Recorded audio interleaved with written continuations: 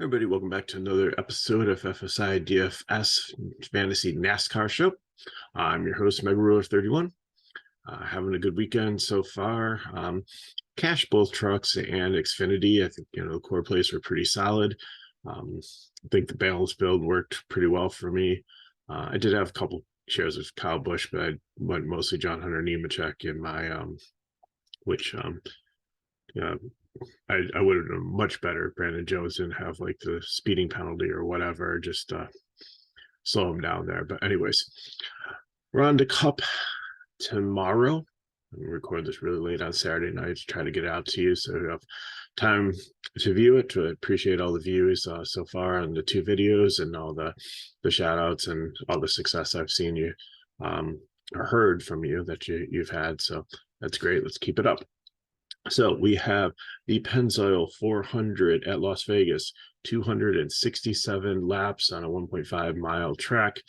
Not too bad on tire wear. I think the story of the race obviously is that Chase Elliott hurt himself. We don't know what to degree because of HIPAA in a snowboarding accident in Colorado. And so he won't be in. So in his place, Josh Berry, who did quite well today. He finished at fourth, I believe it was, after spinning out fifth, after spinning out in the race. So we'll see how he does here driving the 9 for Hendricks.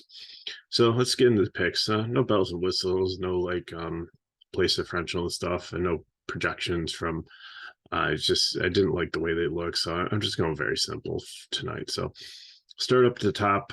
Joey Logano, obviously, is really good at these tracks.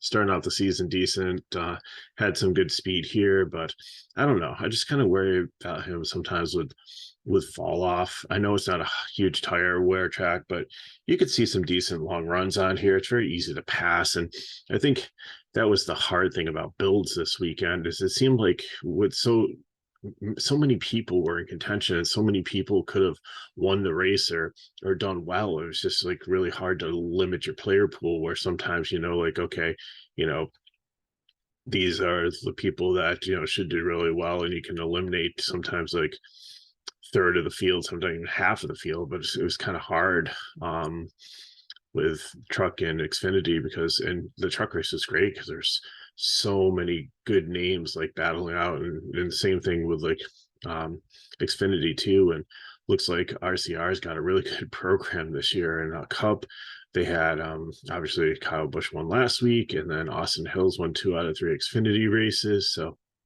a lot of good things going on for them and Chevy. So but Joey Logano here on the Ford, I think he'll do well here. I just at 10-5, there's some I just fear that Byron gets ahead of him and leads early.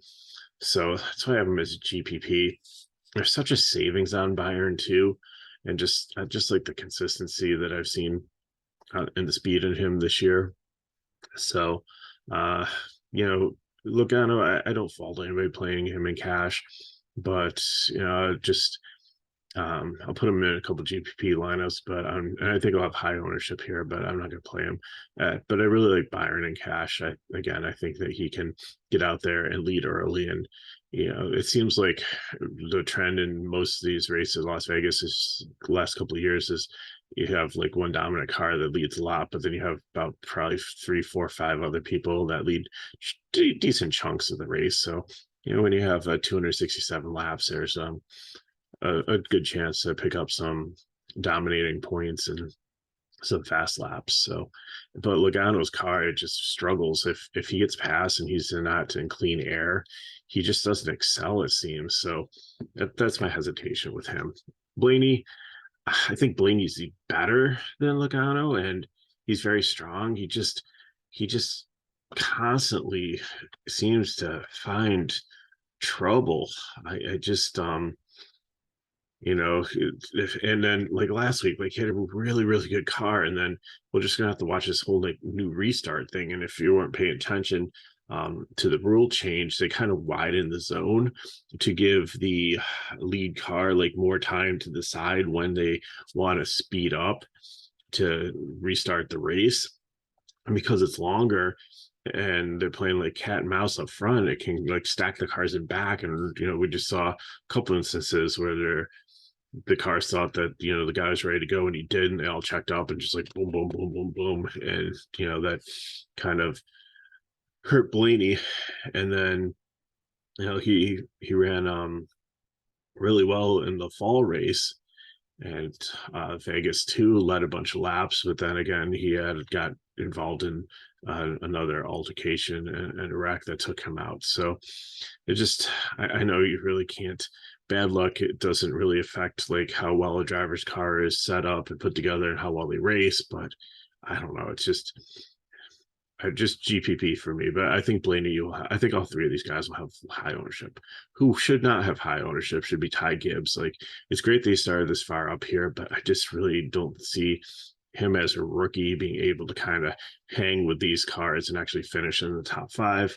I mean, he's if you want to play him at GPP, like maybe if you're doing 150 max, like 3%, like if in case he wins the race or something weird or gets out there and dominates and leads all the laps, and obviously you have a ton of leverage, because I don't think his ownership is going to be above like 10% at all, maybe like 7 or 8%.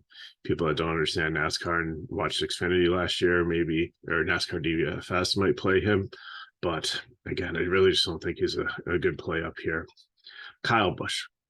I was a GPP, and I know, like, he truck race dominated. Finished 4th in Xfinity with pretty much a broken car that he had to race as somebody else raced the previous week. It was pretty much an impound race after Auto Club, where they really couldn't touch the car as much, and like you saw him in like qualifying having a tire rub. So they got all those things lining out, got the car dialed in, the car came to life. He did catch up to the front of the pack after having to start in the back because of the changes, and he was able to get up there to lead. And I could say, he was towards the end, he was there, if the brakes went right, he could have potentially contended for the win. But again, like, his price was just so high in Xfinity. Here's not bad at 10.9. I mean, of course, it's the highest priced one, but the cup pricing is a little bit more even for the top guys, where like sometimes you'll see in truck and Xfinity, if you've got a cup guy coming in, then they're going to be anywhere from like 12, 13, 14K, something like really high like that. So Kyle Busch, like, I think he's going to be chalky just because of the win, just because it's his home track and everything. And I like to play, and he'll be the first guy in my GPP line. In my cast construction, I just think that there's stronger plays than him for this race here. And one of them is Kyle Larson. Now, Kyle Larson, it almost seems like Kyle Larson picked up Kyle Busch's bad luck that he left when he left Joe Gibbs Racing last year, because like last week he should have been a really great play at Auto Club, and he had some kind of ignition or some kind of problem with the engine. They got it fixed, but he ended up like being 5 laps down, and that, with the amount of cautions they had, I thought, I was joking in Discord and on Twitter saying that, hey, only 15 more yellow flags, which they kept on coming, and Kyle Larson will be back on the lead lap, but it didn't happen. So hopefully they got everything fixed and ironed out in this car. But he tends to be really dominant here and in these races on the West Coast and 125-mile tracks. So really like him. I think he bounces back here. I think he gets up there. I think he dominates, and I think he potentially wins the race. So really like Kyle Larson. So he's going to be the first prime play. Brad Keselowski and Jen Cindric here. I'll skip over Chastain for now. I think they're kind of the same play.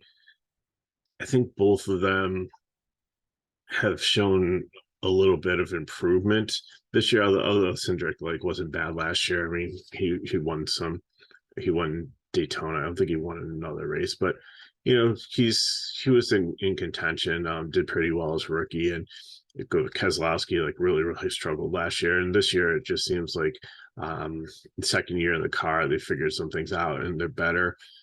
but I still think that there's stronger plays up here, and I don't know if either one of them are going to finish in the top 10. I don't feel they have that floor. So GPP for me, because I think they might lose some place differential, and that could hurt you.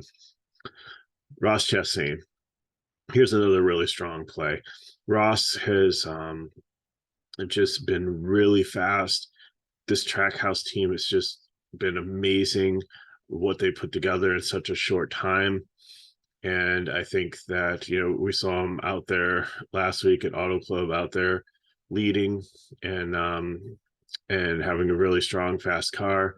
Looked good in practice here. So I just think that carries over, and that he's definitely got a top 5 car. I think he'll definitely lead some laps. So I like him. If might be hard to get like one of these early lap leaders up here, like Logano, Byron, and Blaney, Larson, and Keselowski in the same line. So you might have to pick and choose, but I think that there might be so much like changing early on and jockeying for position among the three that might favor giving like Larson and Chastain a chance to get up there with their aggressiveness and then take over the lead and get some points. So I don't know if you really need to have like a Logano, Byron, or Blaney to try to capture the early.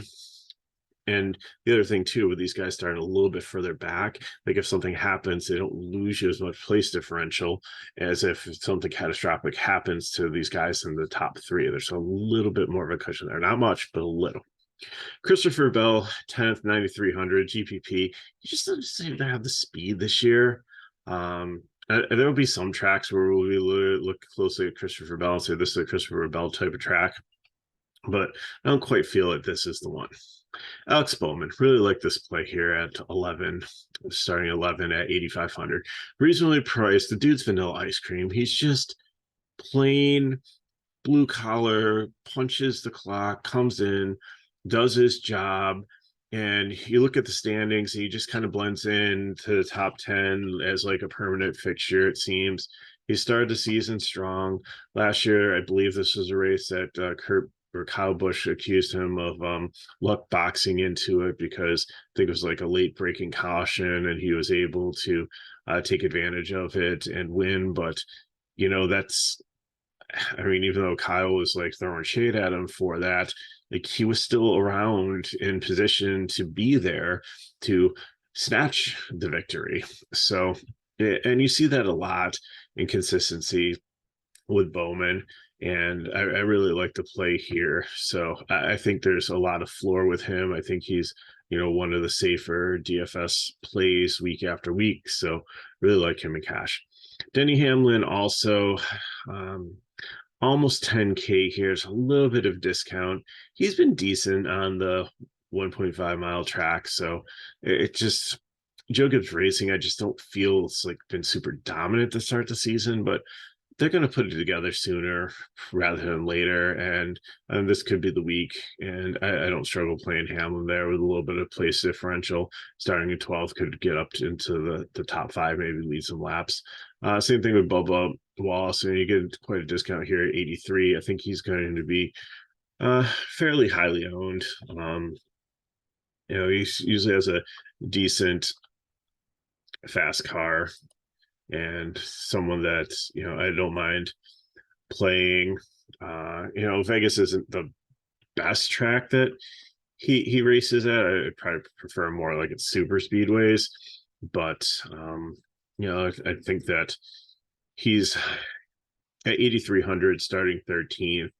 Think he can definitely be in the top 15, so there's the floor there. And I think with his consistency that he's able to be considered a cash play. Harvick, same thing.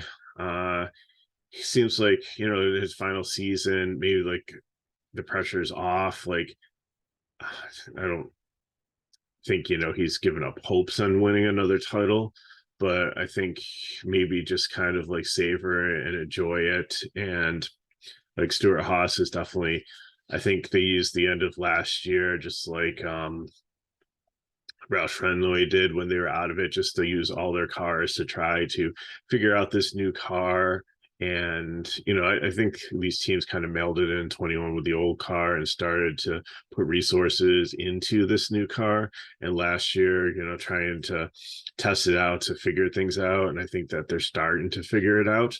So it's definitely, I think Harvick is one that I don't think he's going to win a boatload of races. I think, maybe he'll probably win at least one this year, but I do think he'll be in contention quite often. And I think that's why you can play him cash here.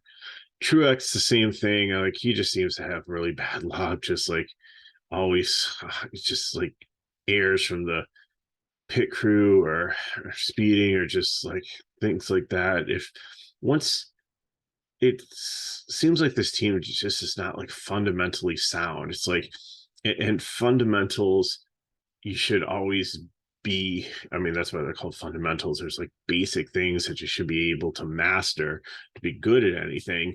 And sometimes it's easier to fix the fundamentals and work on the fundamentals and become fundamentally sound easier than to try to overcome like bad luck or lack of talent or lack of like resources or things like that. So this team has talent, this team has resources, they just need to become more fundamentally sound, and I think that they will do better. I mean, he did win the Clash, so, but that was an all-star race. It wasn't like counting towards like points, and now that we're really into true season, I think that Truex will eventually start to round back into better form than we've seen over like the last couple of years. I'm not saying he's going to be like a favorite to win the title, but I think you're going to see the consistency is coming soon. I think Ricky Stenhouse Jr. already has that win, so like he can be out there and kind of, unless multiple people start winning races and the pressure's on to maybe get that second win or to have good finishing position to make sure that you don't get bumped out of the playoffs. I think Stenhouse is going to experiment because the pressure's off to win to get into the playoffs after the Daytona win. So I think that he can take some chances to try to get himself better track position to try to win some of these races. But I feel like he's a GPP because he might still be swinging a little too much for the fences right now. And that could lead to trouble. Michael McDowell, I think he's starting too far forward here. I just haven't had to see the speed. Like, he was like a solid value play last year and very consistent. Just really haven't seen that consistency too much yet this year. So GPP, I don't hate him. He's not a fade, but I like Michael McDowell. He's starting like 20th on back. I mean, 17 is close, but I like mid 20s for him. Chris Buescher is usually pretty solid, so I think you can play him in cash here. 18 starting positions, not bad. Should probably finish in the top 20. I don't see him getting out of the top 15. Probably going to finish like somewhere between 15th and 20th, and at 6,900, that's not bad. There's some floor there. Corey LaJoie, like, he's been solid recently and been fast at times and up there with the big boys, like kind of, the average guy dating the supermodel, punching above his weight class. That's why I have him as a GPP. Is I feel like 19 starting a little bit too far forward for me. Like, again, we like him if he starts like 25th on back, because then we know that he's got the potential to move up and to get into higher up into the field. 19th, top 20, like he's top 25 car, but maybe not necessarily top 20. So 5,200, it's not bad. It's not going to kill you if he doesn't do well, or if he finishes last at that price point. Still allows you to get some other stronger plays up top in, but GPP for me. Briscoe, same thing, is a GPP. I've not really seen much out of him. I like him in tracks where you need a lot of skill and like shifting and things like that. And I just don't think that this is a great track for him, but I don't think it's a bad track for him. So it's somewhere in between. 74 is a little more than I want to pay for somebody starting 20th here. Again, he's not one that he's more situational guy. So Eric Almirola, I love the price tag at 64. I think he's going to be very highly owned at 21st here.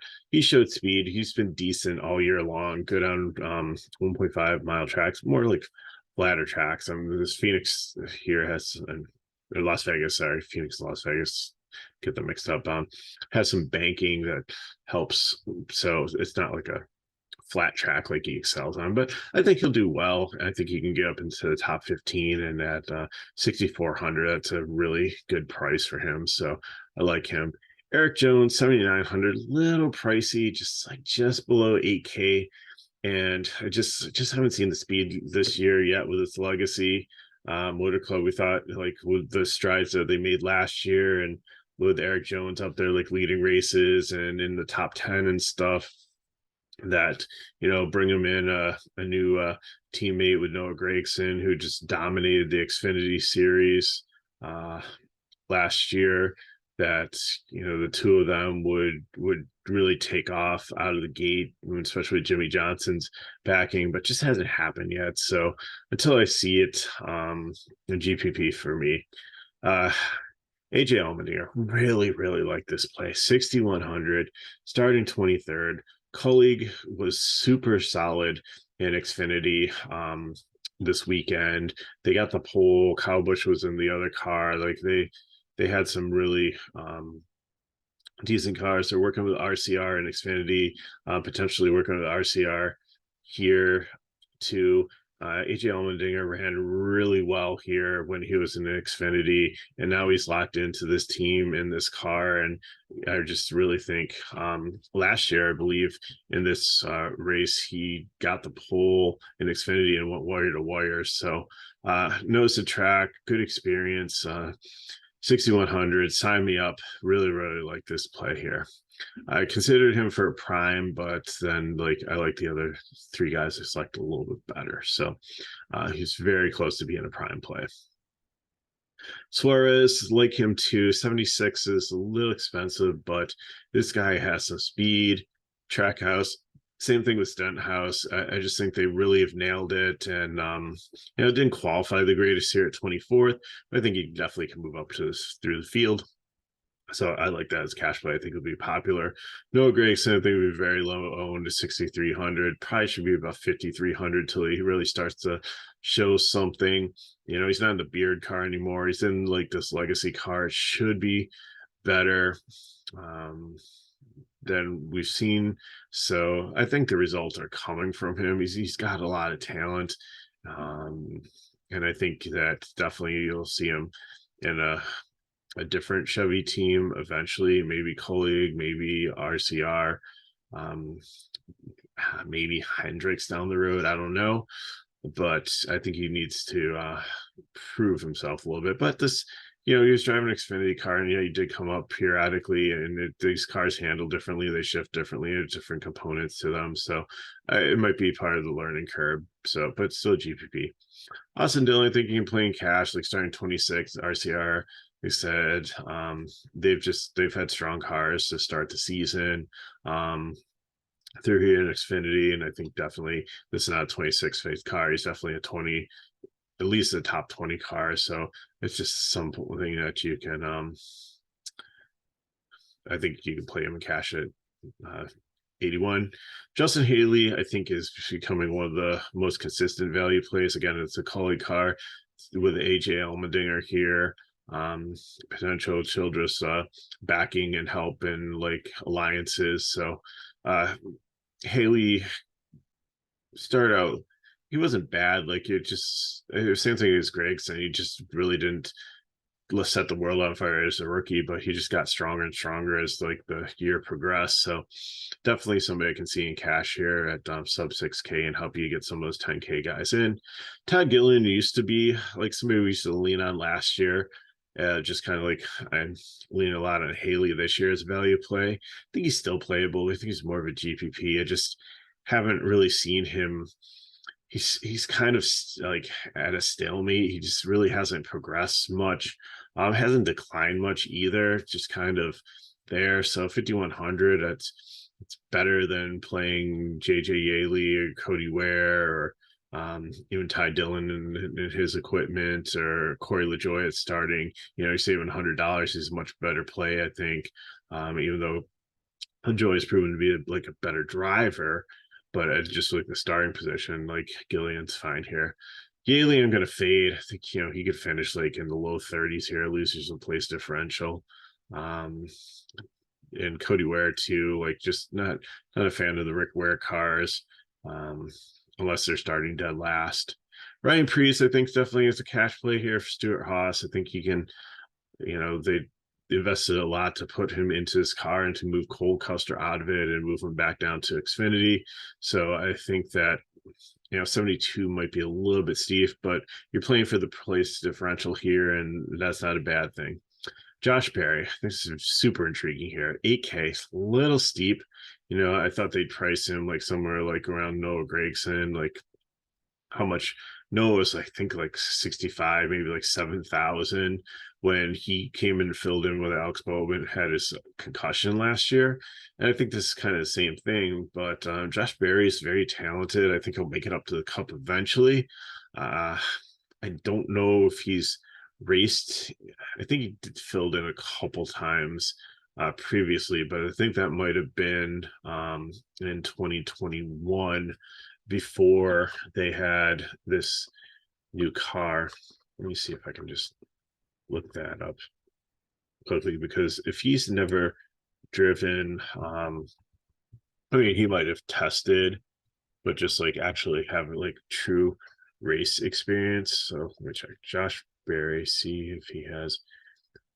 Nope, 2021 he had 2 NASCAR starts, so he didn't start anything in 2022. So he hasn't officially driven a full race in this car. So I don't know, complete wild card here. Have him as GPP.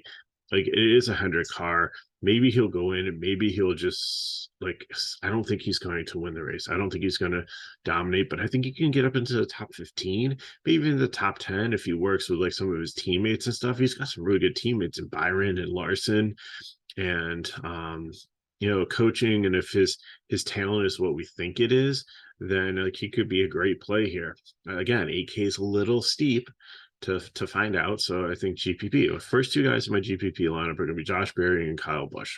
I guarantee that is where I'm going tomorrow. Ty Dillon, GPP. I just don't trust the equipment in the Spire car.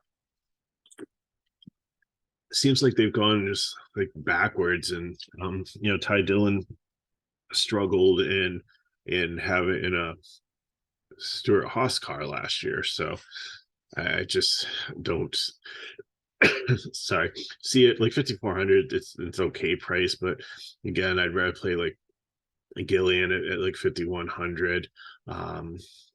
Tyler Reddick, I think, is going to be the highest owned car here. If he blew an engine or had engine issue, had a switch, it didn't qualify. So that's where he's starting back here. He's been disappointing this year. Like, I don't know if it's like the switch to Toyota or like even, he was okay in like the Xfinity race, but nothing like super exciting or special there. So, but like he with the talent and the car and the team, they're not 34th place car. They should get him the top 20. There should be like 14, 15 place differential points there. He's only 8,800. So I think this is something where he likes to ride the wall. There's enough, like, this track is so wide, they can go like 4 wide at some spots. If he finds a good line on the outside, he could pass cars and find some speed and make his way up through the field. So again, I don't see him winning the race. I don't see him like getting dominator points, but I do think he's going to get a sweet amount of place differential and probably be needed in cash and be in the winning lineup.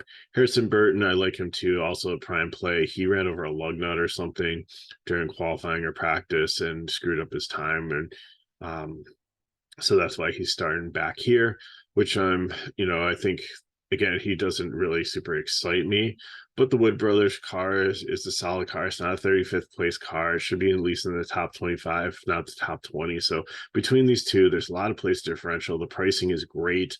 It helps you fit some of those high guys in. So starting my lineup with Larson, going Reddick and Burton, probably play Allmendinger, which is going to open up to get probably some other higher price, like 9 or 10K guys in to finish off the lineup. And BJ McLeod's just a fade here. I just don't see him staying on the lead lap or being able to keep up with the rest of them. He might be like 10, 15 laps down, just kind of puttering around to get a paycheck. So that's how I see it. Should be an exciting race. I'm looking forward to it. Appreciate everybody watching the video here. So if you love questions, put them in the chat below. Do the best I can to get back to them, or hit me up at Twitter at MegaRuler31. That's how to get a hold of me.